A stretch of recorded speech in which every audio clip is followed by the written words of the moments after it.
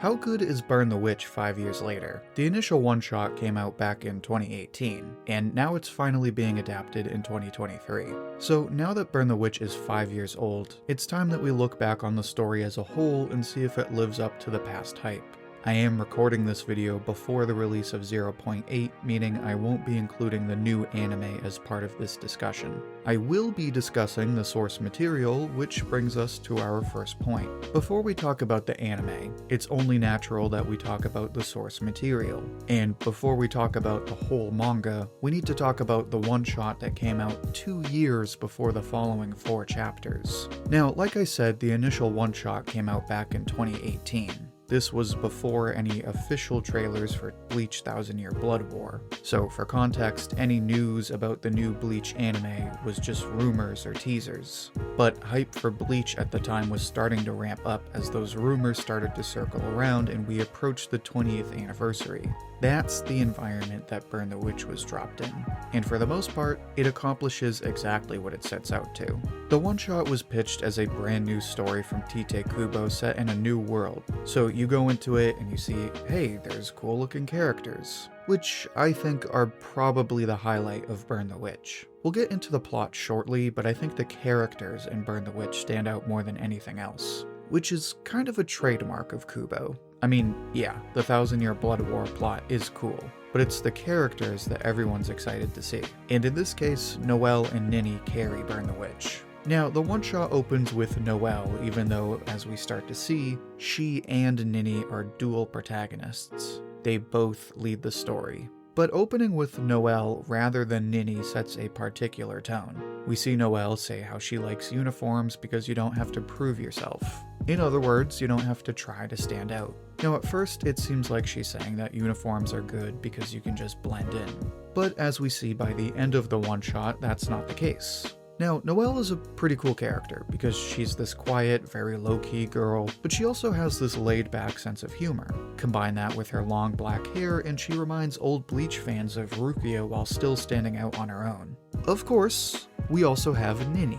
Nini is this spunky, spiky-haired girl who we find out is some kind of celebrity. We also find out that Nini wants to be transferred to the Sabers, the group that actively hunts and exterminates dragons, while Noelle is perfectly comfortable in their current group, the Pipers. And this sort of sets the tone for their dynamic, with Nini being the more proactive and ambitious character, and Noelle being the calm and collected character. But what's nice about these two is that it's not black and white. Even in the one-shot, we can see there's a bit of give and take.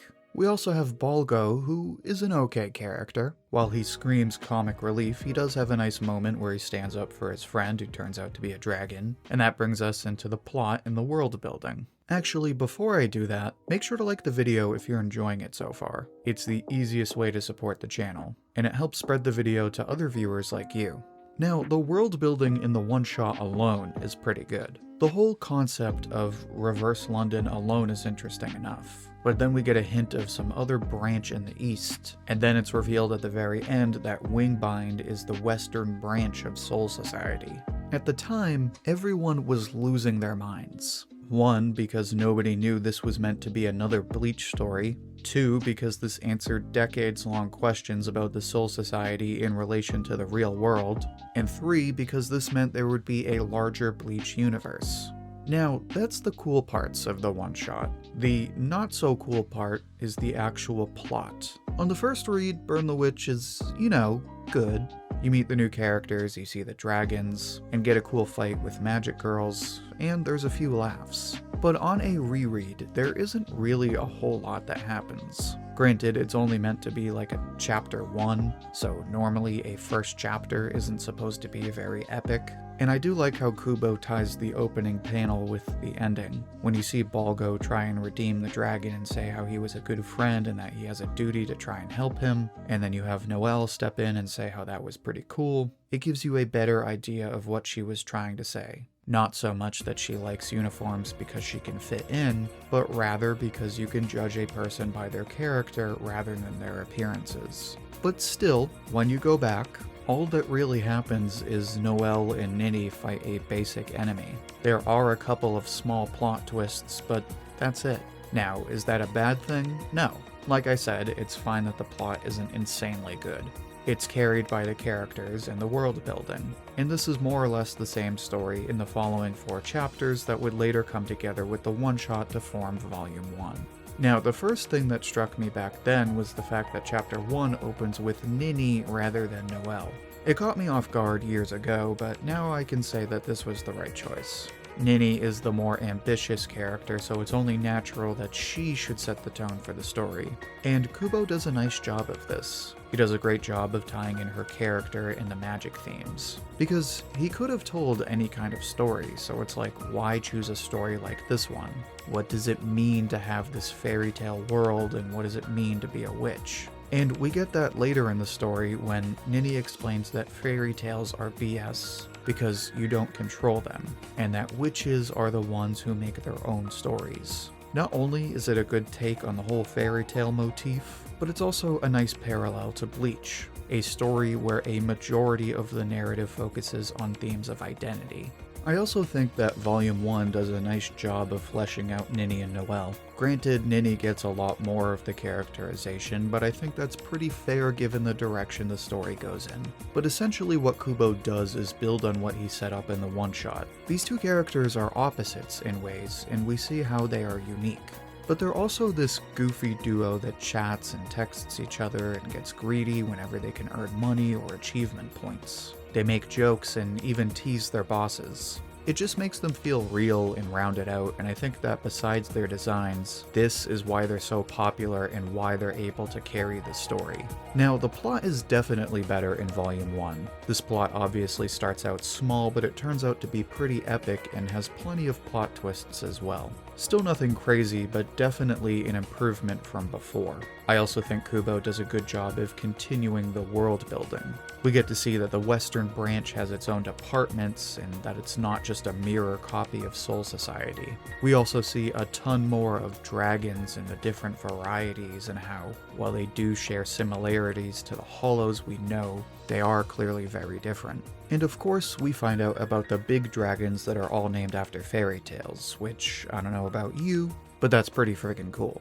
So that's everything I like about Volume 1, and before, that's really all I thought of. But going back, I do have 2 complaints. First of all, I'm not that crazy about the new characters. Like always, Kubo kills it with the designs, but the characters we meet in Volume 1 aren't all that special. So for example, we get Nini's friend Macy. She's a decent character, but she's definitely not anyone's favorite, at least not at first.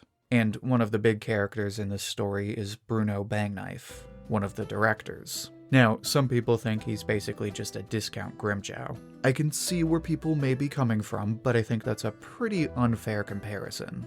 I think Bruno is a pretty cool character for what he is. Even so, he's still nothing great. He does come off as somewhat basic. However, it is only 4 chapters, so it's understandable that in this short window of time, Kubo can only do so much. But still, I think what Volume 1 has plenty of in characterization for Noelle and Nini and the story overall, it lacks a bit in the introduction of its new characters. There is one other issue I noticed, but that was only after rewatching the anime.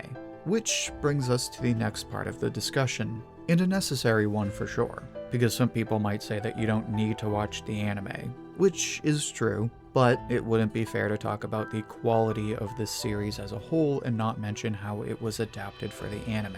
Now, like with Chapter 1, I was a bit shocked when the anime opened with Nini and I realized it was not adapting the one-shot. That was back then. Now, I don't think it's such a big deal, however I do think it's part of a bigger problem. But we'll get into that in a few minutes. So one thing I have to say about the anime is that it is gorgeous. I was a bit worried when I heard it wouldn't be done by Pierrot, the studio that normally does Bleach, but they killed it with this one. The anime is super colorful and reflects the magical, larger-than-life tone of the world without being overly saturated. Everything flows perfectly and the lighting is great as well. And there's a focus on finer details that really brings the world to life. The voice acting is done well and each character is performed exactly how I imagined they would sound in the manga. The character designs, while distinguishable from the usual Bleach style, are still faithful to Kubo's material. Where I think you start to hit some gray area is the soundtrack.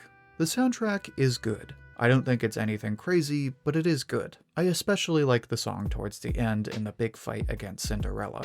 But it's definitely a much different vibe from Bleach. There's also a discussion to be had about some of the changes they made in the anime. So for example, in the anime, they actually tease Macy and her plans at the end of episode 1, so it's definitely less of a surprise in the anime. They also cut out a scene where we see a bunch of the smaller dragons, which hurts the world building for sure. And they cut out the scene where Junior convinces the girls to take a mission by telling them they'll earn a bunch of credits. Which doesn't hurt the story, but it's a scene that shows what genuinely motivates the characters. So you do lose some of that characterization. We also never see any mention of how Junior was briefly transferred to the Sabers and then back to the Pipers. There's a couple of other instances, but those were the big ones. None of it is anything crazy, but in total it kinda just makes the manga the better version by default. I also have to say that when I was watching the anime, I noticed that they kind of throw a lot at you. Granted, this is partly a manga versus anime thing. Anime is quick, whereas with manga you can read at your own pace. However, you don't have the one-shot in the anime, so you start in the middle of the story. So you don't get Noelle's earlier characterization or Balgo's. And while episode 1 gives the same basic explanation of Reverse London, it also throws a bunch of information about the world at you all in a much shorter window. So it's easy enough to follow, but for anyone who only watches the anime, there's a decent chance you might just tune out some of the world building. But other than that, I think the anime is really good. I do think it's a good story on its own, however, I highly recommend reading the manga first, especially now that 0.8 is out. Which brings us to our original question. After 5 years, how good is Burn the Witch? Well, I would argue that it's still a fun story. Noelle and Nini definitely dominate, and while some of the other characters are okay, I think the characters generally carry this story. Burn the Witch was definitely carried by hype back in the day, but even now I think everyone would still enjoy this story, regardless of whether they're a Bleach fan. It's got cool fights and cool characters, plenty of world building, and while it might throw a lot at you, it's an easy story to follow if you take the time to do so. Plus, it's gorgeous to look at whether you're reading Kubo's work or watching the anime. So, all in all, I think Burn the Witch is still a great story that everyone should take the time to read. And that's it. Now I'd like to hear what you think. Do you like Burn the Witch? What do you think of the new prequel?